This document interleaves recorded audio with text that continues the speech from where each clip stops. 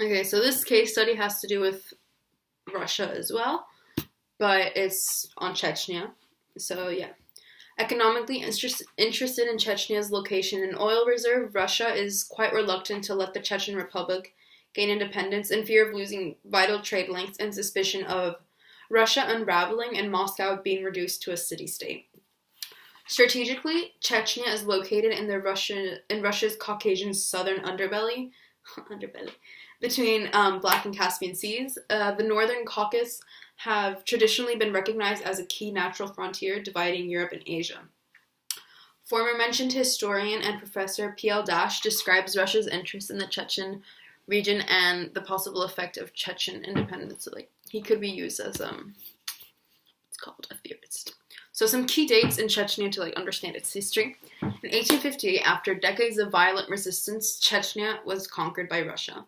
Then in 1994, 3 years after the republic declares independence, Russian troops invade to squash independent movement, and this started a decade of conflict, basically. In 2003, a referendum approved a new constitution stipulating that Chechnya is part of the Russian Federation. Then in 2009, Russia officially ends their military operation. Concerns over human rights and lawlessness persist in the region.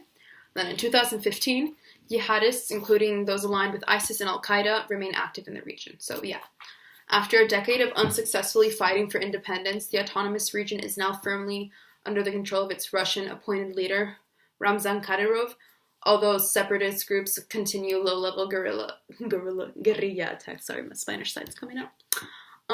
So Kadyrov is the son of the assassinated president, Akhmat Kadyrov. I don't even know how to say his name, but I'm just gonna, whatever.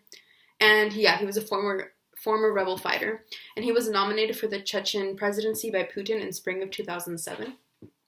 His tenure marked a period of relative stability in Chechnya, but not one hana.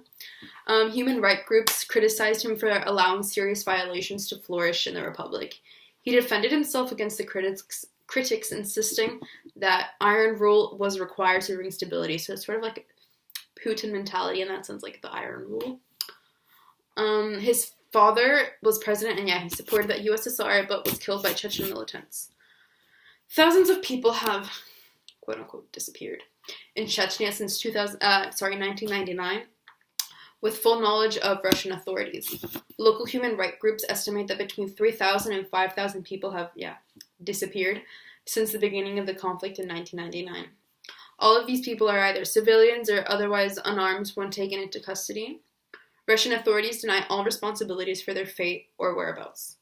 Under international law, a widespread and systematic pattern of enforced disappearance constitutes a crime against humanity, and any state may prosecute the perpetrators of such crimes, including responsible government officials.